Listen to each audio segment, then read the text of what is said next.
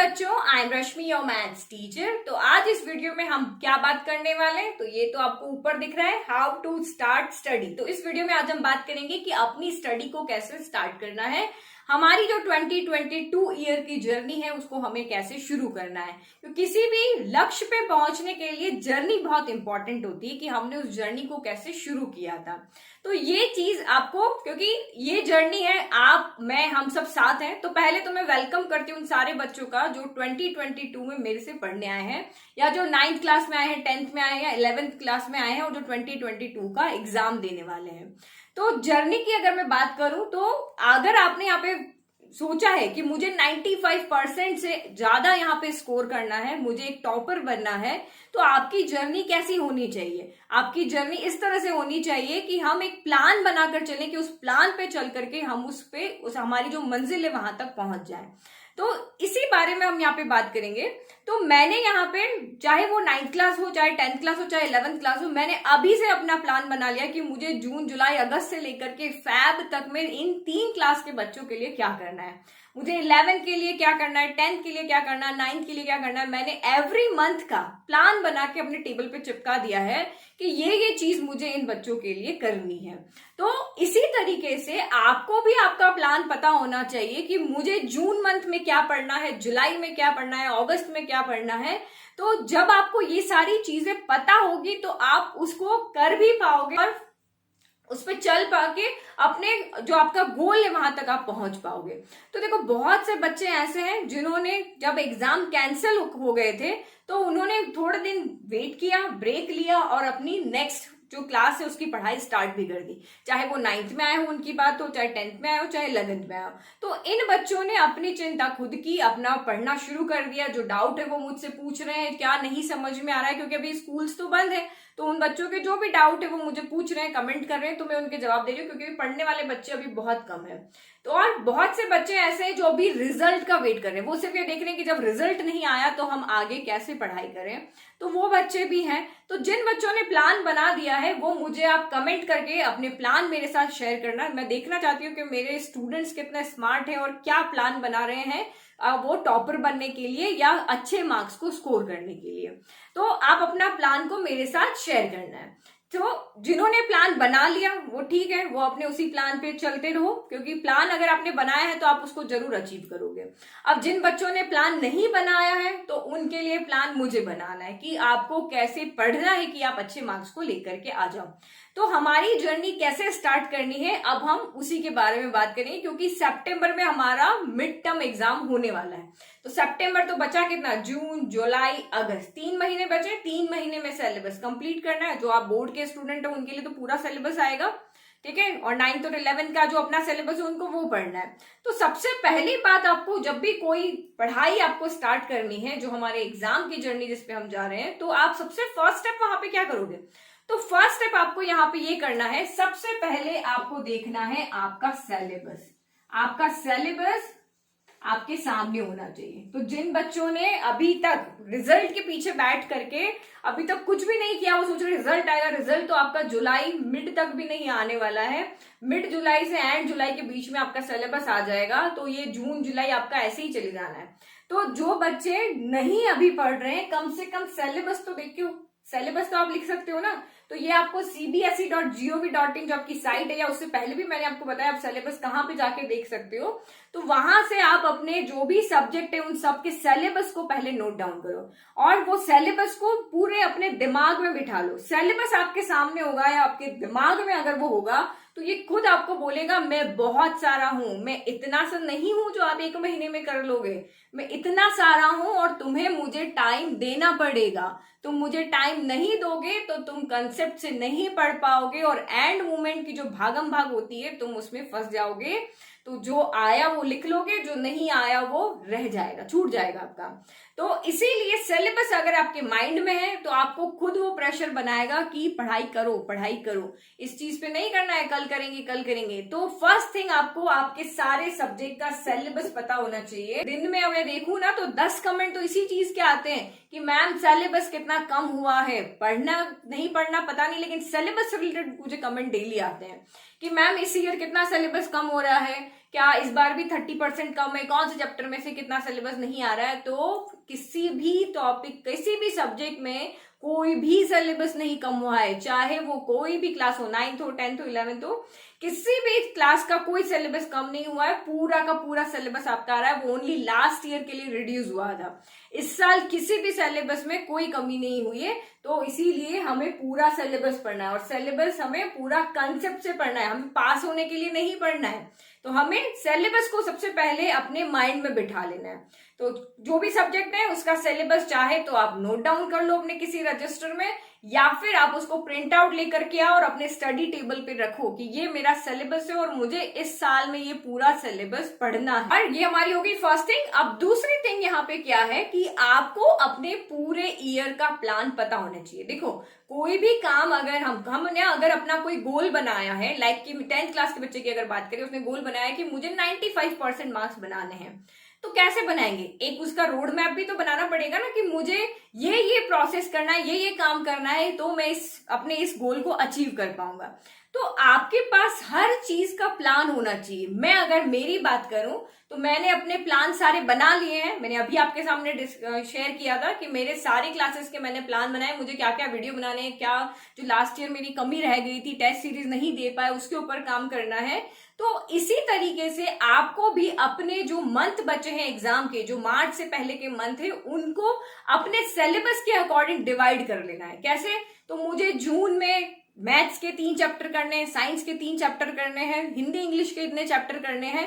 तो पहले तो अपने सिलेबस को इस तरह से डिवाइड कर लो कि इस महीने में मुझे ये काम करना है। ये हो गया डिवाइड। तो उसके बाद में आपको आगे की टेंशन ही नहीं है, आपको सिर्फ जून की टेंशन है, जो मंथ चल रहा है उसकी टेंशन है कि इस जून मंथ के अंदर मैंने ये चैप्टर देखे थे, तो मुझे ये चैप्टर पढ़ना है। तो अब जून के ऊपर आ जाओ, जून मंथ आ गया हमारा। अब आप जून मंथ के अंदर जो आपने चैप्टर लिए थे उसको आप उन डेज में डिवाइड करो कि इन 30 डेज में मुझे इनको कैसे पढ़ना है। लाइक कि मुझे फर्स्ट डे है, मुझे मैथ्स की पहली एक्सरसाइज करनी है, फर्स्ट चैप्टर की 1.1 एक्सरसाइज करनी है, साइंस के मुझे ये टॉपिक करने हैं। तो आपका टाइम टेबल है वो कंटेंट के अकॉर्डिंग होना चाहिए, टाइम के अकॉर्डिंग नहीं। ये नहीं कि 7 बजे उठना है, 8 बजे पढ़ने बैठना है, 10 बजे ब्रेकफास्ट करना है, 1 बजे लंच करना है। इस तरह का आपका टाइम टेबल कभी भी इफेक्टिव नहीं होता, ना ये कभी आपके कभी काम आएगा। इसमें आप जो ये हम कभी भी अपने आप को टाइम के अंदर बांध देते ना, तो वो काम तो हम कर ही नहीं पाते। तो टाइम टेबल कैसा होना चाहिए, इस पे मेरा एक वीडियो पहले आ चुका है। तो टाइम टेबल हमेशा कंटेंट के बेसिस पे होना चाहिए कि पर डे का क्या पढ़ना है वो आपको पता होना चाहिए, कितना पढ़ना है वो आपके माइंड में होना चाहिए। तभी आप उसको वहां पर इफेक्टिवली आप कर पाओगे कि हाँ, ये जून मंथ का प्लान है, मुझे ये 15 चैप्टर इन 5 चैप्टर में 5 सब्जेक्ट में से पढ़ने हैं।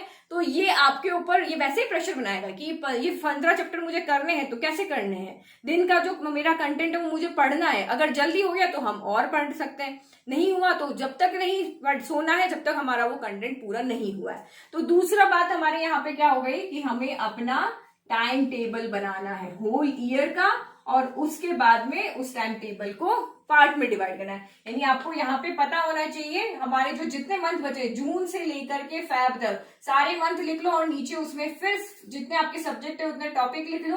तो सब्जेक्ट लिख लो, मैथ्स में ये 3 चैप्टर करने, साइंस में ये 3 करने। इस तरह से आपको पता होना चाहिए, ठीक है? तो ये आप इस तरह से बनाना, अपना फ्लो चार्ट की फॉर्म में इसको बना लेना कि ये जून से लेकर के मेरा फेब तक का प्लान है। अब जून से लेकर के फेब तक में जितने भी मंथ आते लिख लो, फिर उसमें आप जून को लिख लो। जून में ये आपका मैथ्स हो गया, ये 5 जो आपकी सब्जेक्ट है वो आप यहाँ पे लिख लो। मैथ्स में मुझे 1 चैप्टर करना है, 2 करना है, 3 करना है। साइंस के अंदर मुझे कौन से चैप्टर करने हैं जो आपके स्कूल में चल रहे हैं उसके अकॉर्डिंग देखो, या आप अपने अकॉर्डिंग देखो कि मुझे टफ वाले चैप्टर पहले करने हैं, मुझे 1 टफ चैप्टर लेना है, 2 सिंपल चैप्टर लेना है। तो ये आप डिसाइड करो, और नहीं है तो ये प्लान भी हम नेक्स्ट वीडियो में डिस्कस करेंगे। तो आपने क्या प्लान बनाया है अपने, वो भी मेरे साथ शेयर करो। ये मैं जो आपको यहाँ पे समझा रही हूँ, जो बच्चे नहीं कर सकते हैं, इस तरह से प्लान नहीं बना सकते, उनके लिए मैं यहाँ पे बना दूंगी। तो ये आपका यहाँ पे हो गया, किसकी बात हो गई, हमारी टाइम टेबल की बात हो गई। नाउ नेक्स्ट पॉइंट, ये जो 2 काम कर लेगा ना, वो उसको ये खुद ही मोटिवेट करेगा पढ़ने के लिए। आपको किसी का वीडियो नहीं देखना पड़ेगा कि हम पढ़ नहीं पा रहे, नहीं कर पा रहे। ये खुद आपको मोटिवेट करेगा पढ़ने के लिए कि हमने टाइम टेबल बनाया है, कंटेंट के अकॉर्डिंग बनाया है, तो हमें करना ही है। थर्ड थिंग यहाँ पे आपकी आती है नोट्स की, क्योंकि मैंने लास्ट ईयर मुझे यूट्यूब पे पढ़ाते हुए 3 साल हो गए और उससे पहले भी मुझे 10 साल हो गए पढ़ाते हुए, लेकिन मैंने नोट्स के लिए भागते हुए बच्चों को इतना कभी नहीं देखा कि एग्जाम में 1 महीना बचा है और बच्चे नोट्स खरीद रहे हैं। लास्ट ईयर, ये जो अभी हमारा ईयर गया 2021 का एग्जाम हुआ था, उससे 1 महीने पहले तक भी बहुत से बच्चों ने मेरी ऐप से नोट्स खरीदे हैं। जो इंपॉर्टेंट क्वेश्चन है वो खरीदे, वो तो ठीक है, केस बेस्ड क्वेश्चन खरीदे वो भी ठीक है, लेकिन नोट्स उन्होंने खरीदे, मतलब एग्जाम आ गया और उनके 1 महीने पहले तक नोट्स के भी अते पते नहीं है। तो अब आप सोचो वो कैसे पढ़ाई करेंगे। 15 चैप्टर कोई 1 महीने में पढ़ सकता है क्या? ये तो सिर्फ मैथ्स की बात हो रही, बाकी सब्जेक्ट के भी पता नहीं उन्होंने पढ़ा होगा कि नहीं।